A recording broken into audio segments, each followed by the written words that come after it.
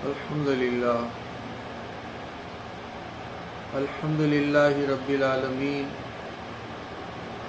والعاقبۃ للمتقین والصلاة والسلام علی سید الانبیاء والمرسلین وعلی آلہ الطیبین الطاہرین والہادین المہدیین اما بعد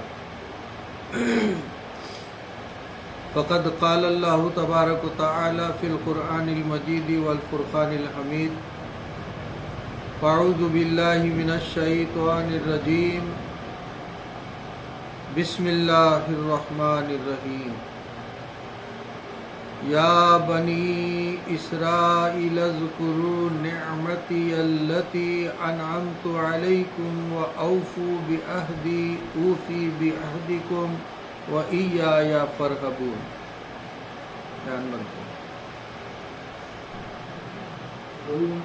اے یعقوب کی اولاد، یاد کرو میرا وہ احسان جو میں نے تم پر کیا، اور میرا عہد پورا کرو، میں تمہارا عہد پورا کروں گا، اور خاص میرا ہی ڈر رکھو۔ تفسیر۔ بنی اسرائیل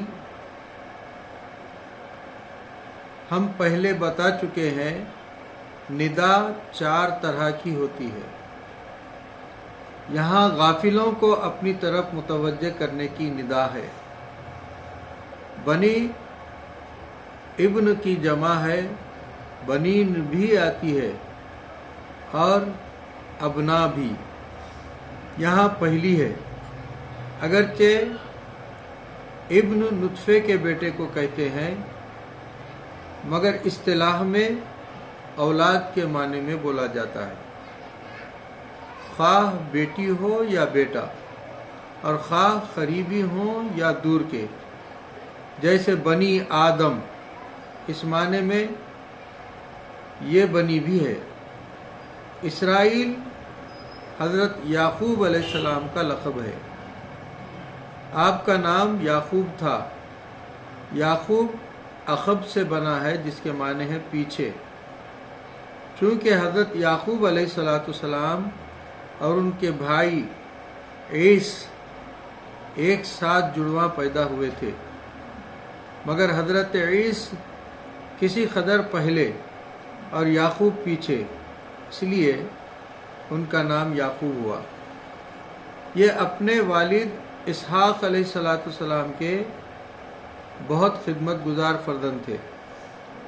ایک دفعہ حضرت اسحاق علیہ السلام عبادت کے لیے گوشہ نشین ہوئے اور ان کو دروازے حجرے پر بٹھا دیا کہ کسی کو اندر نہ آنے دینا۔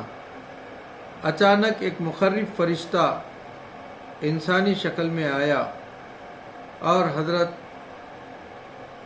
اسحاق کی ملاقات کا اشتیاق ظاہر کیا۔ آپ نے منع کیا، مگر وہ نہ مانا۔ انہوں نے اس کو جبراً روکا۔ حضرت اسحاق علیہ السلام دروازے کا شور سن کر باہر آئے، دیکھا تو حضرت یعقوب فرشتے سے جھگڑ رہے ہیں۔ انہوں نے فرمایا کہ برخوردار، یہ فرشتہ مقرب ہے، اور فرشتے سے معذرت فرمائی کہ انہوں نے آپ کو پہچانا نہیں۔ اس نے یعقوب علیہ السلام کی بہت تعریف کی اور فرمایا کہ اسی طرح حق خدمت ادا کرنا چاہیے، اور فرمایا کہ ہماری طرف سے ان کا نام اسرائیل رکھو۔ اسرائیل 2 لفظوں سے بنا ہے۔ اسرا کے معنی یا تو بندہ ہے یا برگزیدہ، اور ایل زبان عبرانی میں حق تعالیٰ کا نام ہے، لہذا اسرائیل کے معنی یا تو ہے اللہ کا بندہ یعنی عبداللہ، یا اللہ کا مقبول بندہ۔ چونکہ یہ نام فرشتے نے تجویز کیا، اس لیے فرشتوں کا صحیح نام ہے، جیسے کہ جبرائیل، میکائیل، اسرافیل وغیرہ۔ خیال رہے کہ ان کی اولاد کا نام بنی اسرائیل ہوا، نہ کہ بنی یعقوب۔ کیونکہ یہ نام حضرت یعقوب کو خدمت کے صلے میں ملا تھا۔ ان کی اولاد کو بنی اسرائیل فرمانے میں ان کی اطاعت الہی کی رغبت دینا ہے کہ تم اس کے فرزند ہو، جس نے اطاعت کر کے ہماری طرف سے اعلیٰ خطاب پایا۔ تم بھی اپنے خطاب یافتہ والد کے نقش قدم پر چل کر اچھے خطاب حاصل کرو۔ بنی اسرائیل کے باقی واقعات اور یعقوب علیہ السلام کے کچھ حالات انشاءاللہ اسی آیت کے خلاصے تفسیر میں بیان ہوں گے۔ اذکرو، یہ لفظ یا تو ذکر دال کے پیش سے بنا ہے جس کے معنی ہے یاد رکھنا یعنی بھول نہ جانا، یا ذکر زال کے زیر سے جس کے معنی ہے بیان کرنا، جس کا مقابل ہے خاموشی۔ لہذا یا تو اس کے معنی ہوئے کہ اللہ کی نعمتوں کو یاد رکھو، ان کا چرچا کرو۔ ہم کو بھی حکم ہے وَأَمَّا بِنِعْمَةِ رَبِّكَ فَحَدِّثْ، رب کی نعمت، اپنے گناہ، دوسروں کے اچھے سلوک یاد رکھنا، یاد کرنا عبادت ہے۔ حضور صلی اللہ علیہ وسلم نے آخر تک ابو بکر صدیق اور انصار کے سلوک کی تعریف فرمائی۔ رب کے امتحانات، اپنی نیکیاں، دوسروں کی بدسلوکی بھول جانا عبادت ہے۔ فتح مکہ کے بعد حضور صلی اللہ علیہ وسلم نے اہل مکہ کی ایذاؤں کا تذکرہ بھی نہ کیا۔ یوسف علیہ السلام نے بھائیوں کی ایذاؤں کی شکایت والد سے نہ کی۔ نعمت اس نفع کو کہتے ہیں جو بطریق احسان کسی کو پہنچایا جائے۔ یہاں اس سے جن سے نعمت مراد ہے نہ کہ خاص۔ ایک نعمت یعنی اس نعمت و کرم کو یاد کرو جو کہ خاص تم پر کیے گئے، جیسے فرعون کو ہلاک کرنا، تمہیں مصر کا ملک دینا، تمہارے لیے دریا کو خشک کرنا، تم پر من و سلوہ برسانا، تم کو تورات شریف عطا فرمانا، تمہارے لیے پتھر سے پانی کے چشمے نکالنا، تمہارے گروہ میں پیغمبروں کا بھیجنا وغیرہ وغیرہ۔ یہ نعمتیں اگرچہ تمہارے باپ دادا کو ملی، مگر باپ داداؤں پر احسان اولاد پر احسان ہے، اس لیے تم اس احسان کو یاد رکھو اور شکریہ ادا کرو۔ التی انعمت علیکم، یعنی وہ نعمتیں جو ہم نے خاص تم کو عطا فرمائیں، یعنی تم کو ایک تو عام لوگوں کے ساتھ نعمتوں سے حصہ دیا، اور ان کے علاوہ خاص وہ نعمتیں دیں جو تمہارے سوا دوسرے قبیلوں کو نہ ملی، چونکہ زیادہ نعمتیں زیادہ شکر کا باعث ہیں۔ لہذا بمقابل دوسروں کے تم کو بہت جلد ایمان لانا چاہیے، بلکہ خود حضور صلی اللہ علیہ وسلم کی تشریف آوری تمہارے واسطے خصوصاً بڑی نعمت ہے، کیونکہ ان کی تشریف آوری سے تمہاری کتابوں، تمہارے پیغمبروں کا دنیا بھر میں قیامت تک کے لیے پرچار ہوگا۔ خیال رہے کہ ایک لحاظ سے حضور صلی اللہ علیہ وسلم سارے جہان کے لیے نعمت الہی ہیں۔ وما ارسلناک الا رحمۃ للعالمین، کہ حضور کی برکت سے دنیا کو عذاب سے امن ملا، انہیں ہر قسم کی نعمتیں مل رہی ہیں۔ دوسرے لحاظ سے حضور صلی اللہ علیہ وسلم صرف مومنوں کے لیے رحمت ہیں۔ وَبِالْمُؤْمِنِينَ رَءُوفٌ رَحِيمٌ وَلَقَدْ مَنَّ اللَّهُ عَلَى الْمُؤْمِنِينَ، حضور کے طفیل انہیں ایمان، قرآن، رحمان وغیرہ ملا۔ تیسرے لحاظ سے حضور صلی اللہ علیہ وسلم گزشتہ نبیوں کے لیے نعمت کہ ان سب کی تصدیق حضور صلی اللہ علیہ وسلم کے طفیل ہوئی، ان کے نام کے ڈنکے بجائے گئے، خصوصاً حضرت عیسیٰ و مریم اور سلیمان علیہ السلام پر کہ ان کو یہود نے تہمتیں لگائیں، حضور صلی اللہ علیہ وسلم کے طفیل وہ دور ہوئیں۔ چوتھے اعتبار سے حضور صلی اللہ علیہ وسلم بنی اسرائیل کے لیے رحمت کہ یہ لوگ دنیا بھر میں حضور کی آمد کا اعلان کرتے پھرتے تھے، حضور کی آمد سے وہ سب سچے ہو گئے۔ جو 29 کے چاند کا اعلان کرے پھر چاند ہو جائے تو یہ سچا ہو جاتا ہے۔ 5ویں اعتبار سے حضور صلی اللہ علیہ وسلم اگلی کتابوں کے لیے نعمت کہ ان کی تصدیق حضور صلی اللہ علیہ وسلم نے کی۔ وَأَوْفُوا بِعَہْدِی، اوفو وفا سے بنا جس کے معنی ہے پورا کرنا، عہد باہمی قرارداد اور آپس کے معاہدے کو کہتے ہیں۔ مطلب یہ ہوا کہ اے بنی اسرائیل، تم نے جو کچھ ہم سے عہد و پیمان کر لیا ہے اب وہ پورا کرو۔ اس عہد میں چند احتمالات ہیں۔ ایک یہ کہ حق تعالیٰ نے سارے بندوں سے اپنی ذات و صفات اور تمام پیغمبروں پر ایمان لانے کا عہد کر لیا تھا، جس میں بنی اسرائیل بھی شامل تھے۔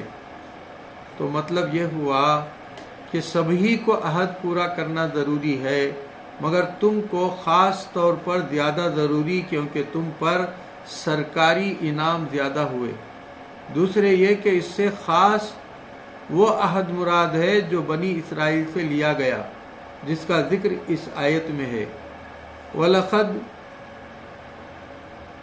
أَخَذَ اللَّهُ مِيثَاقَ بَنِي إِسْرَائِيلَ وَبَعَثْنَا مِنْهُمُ اثْنَيْ عَشْرَ نَقِيًّا۔ تیرے یہ کہ اس سے نبی آخر الزماں پر ایمان کا عہد مراد ہے۔ الذین یتبعون الرسول النبی الامی الذی یجدونہ مکتوبا عندہم فی التوراۃ والانجیل۔ چوتھے یہ کہ اس سے وہ عہد مراد ہے جو حضرت آدم علیہ السلام کے جنت سے اترتے وقت لیا گیا تھا، کہ جب ہماری طرف سے ہدایت پہنچے تو اس کی پیروی کریں۔ پانچویں یہ کہ اس سے وہ عہد مراد ہے جو تمام پیغمبروں سے نبی آخر الزماں صلی اللہ علیہ وسلم کی ہدایت پہنچے کی اطاعت کرنے کا لیا گیا تھا۔ چونکہ نبی کا عہد ساری امت کا عہد ہوتا ہے، اس لیے فرمایا جا رہا ہے کہ اے بنی اسرائیلیو، اگر تمہارے پیغمبران اعظام ہی بظاہر دنیا میں جلوہ گر ہوتے تو اس نبی پر ایمان لانے خوش قسمتی سے، اگر تمہارے پیغمبران اعظام ہی بظاہر دنیا میں جلوہ گر ہوتے تو اس نبی پر ایمان لاتے۔ خوش قسمتی سے تم کو یہ موقع ملا ہے، تم فوراً وہ عہد پورا کر دو۔ چھٹے یہ کہ اس سے یہ عہد مراد ہے جو اہل کتاب سے لیا گیا، کہ ہمارے نبی آخر الزماں کے اوصاف جو تورات و انجیل میں ہوں ان کو نہ چھپائیں اور نہ مٹائیں۔ فرمایا جا رہا ہے کہ اے بنی اسرائیل، اس عہد کے پورا کرنے کا وقت اب آیا ہے۔ اٹھو، ہاتھ میں تورات و انجیل لو، اس محبوب کے اوصاف لوگوں کو سناؤ اور سب کو ان کی طرف بلاؤ۔ اور رب جانتا ہے کہ اگر علماء اہل کتاب حضور صلی اللہ علیہ وسلم کے اوصاف جو پچھلی کتابوں میں تھے نہ چھپاتے تو میرے خیال میں کوئی عیسائی اور یہودی کافر نہ رہتا، سب اسلام لے آتے۔ انشاءاللہ حضور صلی اللہ علیہ وسلم کے اس قسم کے اوصاف ہم اس تفسیر میں آئندہ بیان کریں گے، اور اپنی کتاب شان حبیب الرحمن میں بھی بیان کر چکے ہیں۔ اوفی بعہدکم، سبحان اللہ، کیا پیارا اور امید افزا ارشاد ہے۔ رب فرما رہا ہے تم میرا عہد پورا کرو، میں تمہارا عہد پورا کروں گا۔ خیال رہے کہ پہلے جملے میں عہد کی اضافت فاعل کی طرف ہے اور دوسرے میں مفعول کی طرف، تو معنی یہ ہوئے کہ تم وہ عہد پورا کرو جو میں نے تم سے لیا، میں وہ عہد پورا کروں گا جو میں نے اپنے کرم سے تم سے کر لیا ہے۔ رب نے بھی ہم سے اپنے فضل سے بہت سے وعدے فرمائے ہیں۔ ایک، تمہارے اعمال قبول فرمائے جائیں گے۔ دو، تم کو جنت میں واپس بلایا جائے گا۔ تین، تمہارے گناہ معاف کیے جائیں گے۔ چار، تم کو دین و دنیا کے غم سے نجات دی جائے گی۔ 5 تم کو عزت و عظمت بلکہ سلطنت دی جائے گی۔ 6 تم کو اپنا دیدار دیا جائے گا، مگر یہ تمام عہد اس صورت میں ہے کہ تم اس محبوب کے وفادار ہو۔ کی محمد سے وفا تو نے تو ہم تیرے ہیں، یہ جہاں چیز ہے کیا لوح و قلم تیرے ہیں۔ خلاصہ یہ ہوا کہ اول تو یوں بھی مرد کو اپنی زبان کا پاس چاہیے، جو کہے وہ کر کے دکھائے۔ تم بھی میرا عہد پورا کر کے دکھا دو۔ دوسرے یہ عہد تو رب کے ساتھ نفع بخش تجارت بھی ہے کہ ایک عہد پورا کرو 1000 گنا نفع لو۔ پھر عہد کو توڑنا سراسر نافرمانی اور نامردی کی بات ہے۔ علماء بنی اسرائیل کو خطرہ تھا کہ اگر ہم اسلام قبول کر لیں تو ہماری وہ آمدنیاں بند ہو جائیں گی اور نظریں، نیازیں اور تحفے، ہدیے وغیرہ ختم ہو جائیں گے جو ہم کو اپنے جہلا سے حاصل ہوتے ہیں۔ نیز وہ ہماری سرداری بھی جاتی رہے گی جو ہم کو اب حاصل ہے۔ ان کو فرمایا گیا کہ دنیا والوں اور یہاں کی مصیبتوں وغیرہ سے نہ ڈرو، بلکہ ہم سے خوف کرو، یعنی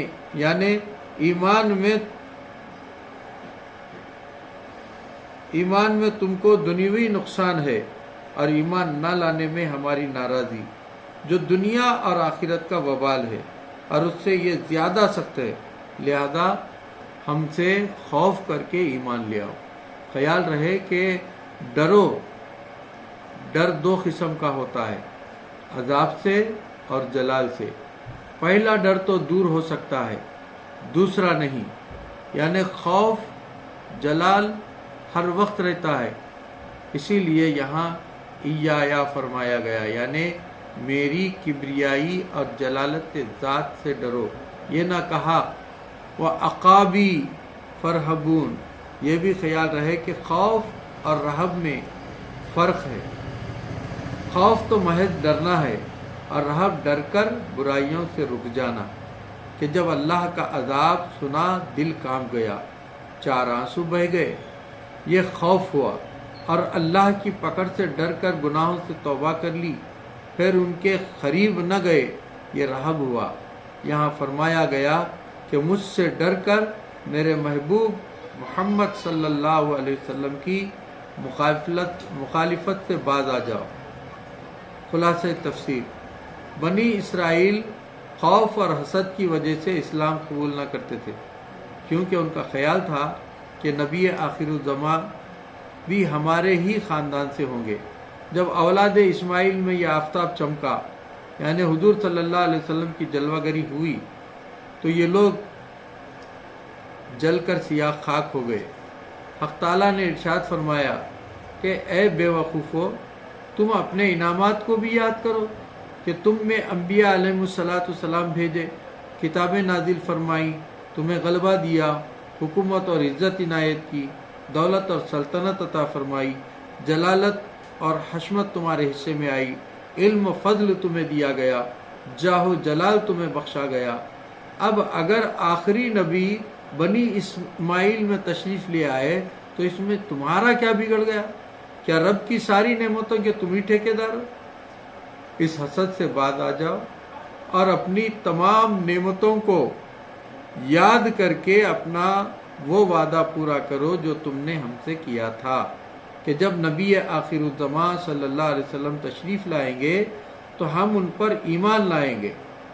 ہم نے جو تم سے وعدہ کیا ہے پورا کر دیں گے، یعنی تم کو غلبہ دیں گے اور دنیا کی نعمتوں سے مالا مال کر دیں گے، اور تم کو جو اپنی آمدنی وغیرہ بند ہونے کا ڈر لگا ہے اس کو دل سے نکال دو، صرف ہم سے خوف کرو۔ اگر تم ایمان لے آئے تو دیکھنا کہ تمہاری عزت و آبرو، مال و دولت وغیرہ میں اور بھی ترقی ہوگی۔ رب تعالیٰ نے بندوں سے 2 قسم کے وعدے کیے ہیں، ایک غیر مشروط جیسے رزق اور دنیاوی نعمتیں، کہ فرمایا یرزقہم و ایاکم۔ دوسرا مشروط، اگر تم مومن اور پرہیزگار بنو گے تو تم کو جنت मग़फ़िरत, दुनिया में अज़मत और सल्तनत, मार्फत वग़ैरह बख्शेंगे। फरमाया अंतुमुल आलौना इन कुंतुम मुमिनीन, यहाँ दूसरा वादा मुराद है। दुनिया की नेमतें दुल्हा की निछावर हैं जिसे दोस्त दुश्मन सब पाते हैं, मगर आखिरत की नेमतें बारात का खाना या जोड़े हैं जो अपनों को दिए जाते हैं, गैरों को नहीं। मगर अफसोस कि हमको दुनिया की फ़िक्र हर दम है, आखिरत की फ़िक्र बिल्कुल नहीं। रब करम फरमाए। बनी इसराइल हज़रत इब्राहीम बाबिल के शहर कसदियून में रहते थे, जिसका दूसरा नाम आर था। वहाँ से आपके बाप तारुख अपने बेटे इब्राहीम और पोते लूत और हज़रत इब्राहीम की बीवी सारा को लेकर वहाँ से जुनूब की तरफ से मकाम हिरा में आ बसे। वहाँ ही तारुख ने वफ़ात पाई। फिर वहाँ से इब्राहीम अपनी बीवी सारा और लूत को लेकर कनान में आए और जैतून के इलाके में मकाम खबरून में क़याम फरमाया। आपकी दो बीवियाँ थीं, बड़ी बीवी हज़रत सारा और छोटी हज़रत हाजरा, और आपके 8 बेटे थे। हज़रत सारा से 1 बेटा, हज़रत हाजरा से 7। हज़रत इस्माइल जो सबसे बड़े थे, 2 ज़मरान, 3 लेकान, 4 मारान, 5 मदियान, 6 असबाक, 7 सूख। इनमें से इस्माइल अरब में आ बसे थे। उनकी औलाद को बनी इस्माइल कहते हैं और उन्हीं में से हज़रत मोहम्मद मुस्तफ़ा सल्लल्लाहु अलैहि वसल्लम। मगर इसहाक कनान में ही रहे। इसहाक ने हज़रत लूत की लड़की से निकाह किया, जिनसे 2 बेटे एक ही हमल से पैदा हुए, एक ईज़ और दूसरे याकूब। इसहाक ने अपनी आखिर उम्र में इन दोनों को अपना सज्जादा नशीन बनाया और याकूब को दुआ दी कि हक़ ताला तुम्हारी औलाद में नबूवत जारी रखे, और ईज़ से फरमाया कि तुम्हारी नस्ल में बादशाहत रहे। फिर हज़रत याकूब अलैहिस्सलाम को अपना जानशीन बनाकर विसाल फरमा गए। ईज़ बहुत मालदार हो गए और याकूब अलैहिस्सलाम बहुत मिस्कीन।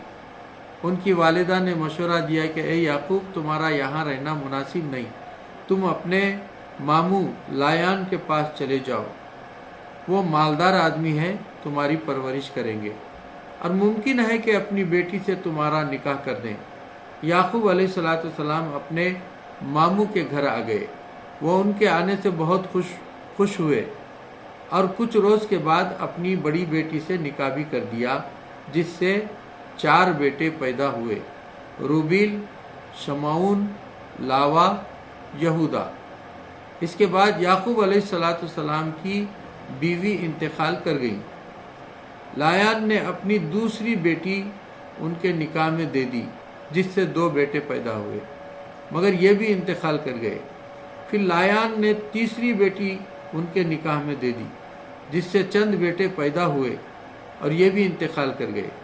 फिर लायान की चौथी बेटी आपके निकाह में आई, जिनका नाम राहील था।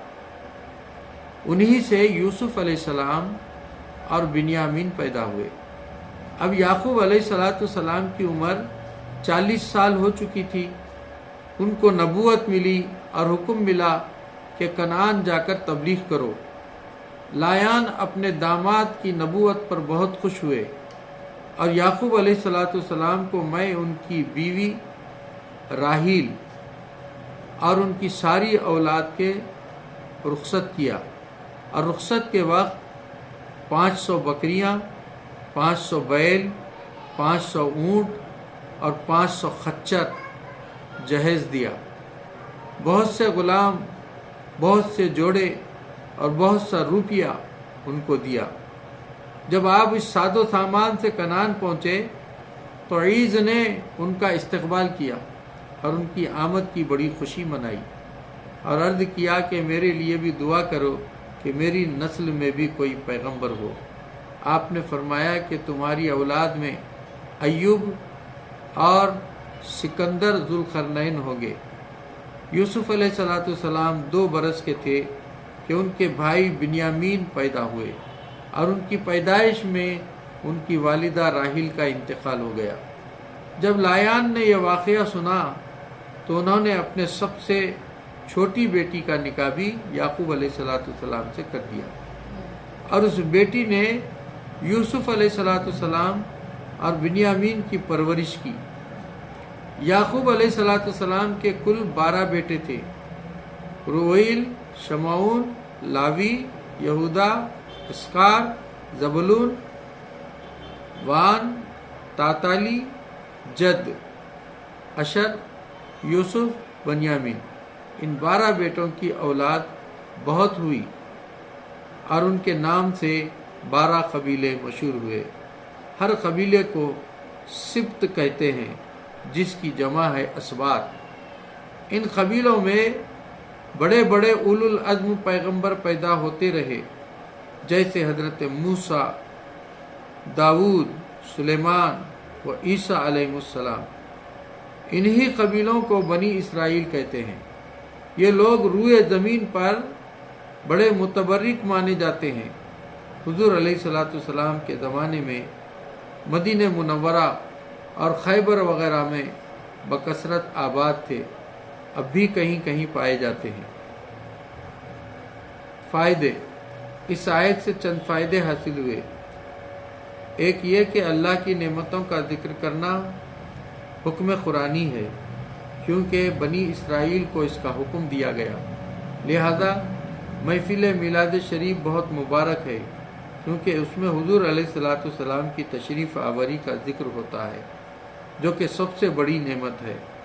دوسری جگہ قرآن پاک فرماتا ہے: قُلْ بِفَضْلِ اللَّهِ وَبِرَحْمَتِهِ فَبِذَلِكَ فَلْيَفْرَحُوا، یعنی اللہ کی رحمت پر خوب خوش ہوں۔ اسی طرح 11ویں شریف، عرس بزرگان وغیرہ کے یہ تمام محفلیں ان بزرگوں کی یادگاریں قائم کرنے اور ان کی سوانح حیات لوگوں کو سنا کر انہیں عبادتوں کی رغبت دینے کے لیے کی جاتی ہیں۔ حج، قربانی، روزہ رمضان وغیرہ سب میں اللہ کی نعمتوں کی یاد ہی ہے۔ ان یادگاروں کی اصل یہ آیت اور اس جیسی دوسری آیات ہیں، اگرچہ بعض لوگوں نے ان امور خیر میں بدعات، ناچ گانا وغیرہ شامل کر دیا، مگر اس شمول سے اصل عرس حرام نہ ہوگا۔ جیسے شادیوں میں باجا، گانا، بجانا شامل ہونے سے نکاح حرام نہیں، یا جیسے کعبہ معظمہ میں بت رکھ دیے گئے تھے تو کعبے کو نہیں ڈھایا گیا بلکہ بت نکال دیے گئے، ایسے ہی خدا موقع دے تو ان برائیوں کو دور کر دیا جائے گا۔ یادگاریں نہ مٹاؤ۔ مسجد میں کتا گھس جائے تو کتا نکالو، مسجد نہ گراؤ۔ دوسرا یہ کہ نعمت کا شکر اور وعدہ پورا کرنا بہت ضروری ہے۔ تیسرا یہ کہ مسلمانوں کو چاہیے کہ اللہ کے سوا کسی سے خوف نہ کریں۔ چوتھا یہ کہ امت محمد مصطفیٰ صلی اللہ علیہ وسلم بنی اسرائیل سے افضل ہیں، کیونکہ ان سے تو کہا گیا ہے کہ تم میری نعمتوں کو یاد کرو، اور ہم سے ارشاد ہوا اذکرونی اذکرکم، تاکہ ان کی نظر نعمت سے منعم کی طرف جائے اور ہماری نظر منعم سے نعمت کی طرف۔ پانچواں یہ کہ جس قدر زیادہ نعمت ہوگی اسی قدر نافرمانی کرنا زیادہ وبال بھی ہوگا۔ تفسیر صوفیانہ: رب تعالی نے ایمان فطری اور عقل سلیم، دلائل قوی سب کو عطا فرما کر بڑا احسان فرمایا، پھر پیغمبروں کو بھیج کر کتابیں اتار کر علماء و مشائخ کو قائم فرما کر ہم سے ایمان اور نیک اعمال کا عہد لیا اور اپنے فضل و کرم سے اپنے دیدار کا وعدہ فرمایا۔ ہماری طرف سے پہلا وفائے عہد کلمہ شہادت پڑھنا ہے اور رب کی طرف سے ہمارے جان و مال کا محفوظ فرمانا ہے۔ ہمارا آخری وفائے عہد دریائے توحید میں اس طرح غرق ہو جانا ہے کہ اپنی بھی خبر نہ رہے، لا الہ کی تلوار سے غیر اللہ کو قتل کر دینا اور الا اللہ میں فنا ہو کر باقی باللہ بن جانا، رب تعالیٰ کی طرف سے دائمی دیدار کا عطا ہونا، اس کے درمیان وفائے عہد کے صدہا درجات اور اس طرف سے عطا کے ہزارہا درکات ہیں۔ امام قشیری فرماتے ہیں اس سے مراد یہ ہے کہ اے بندو، تم دارالحجاب یعنی دنیا میں میرا عہد پورا کرو، میں دار قربت یعنی جنت میں تمہارا عہد پورا کروں گا۔ تم ہمیشہ ربی ربی کہہ کر میرا عہد پورا کرو، میں اس کے جواب میں عبدی عبدی کہہ کر اپنا عہد پورا کروں گا۔ تم دار الفراق میں میرا عہد پورا کرو کہ میرے سوا کسی کو مت ڈھونڈو، میں دار الوصال میں اپنا عہد پورا کروں گا کہ اپنے سوا اور کسی کی طرف نہ بھیجوں گا، تم میرے ہو جاؤ میں تمہارا ہو جاؤں گا۔ وآخر الدعوانا ان الحمد للہ رب العالمین۔